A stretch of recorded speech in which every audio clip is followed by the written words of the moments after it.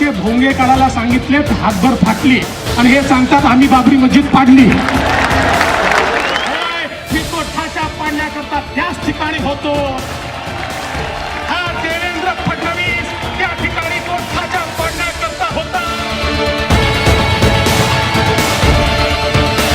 आम्ही कोणाच्या अंगावर जात नाही आणि आमच्या अंगावर आला त्याला सोडत नाही.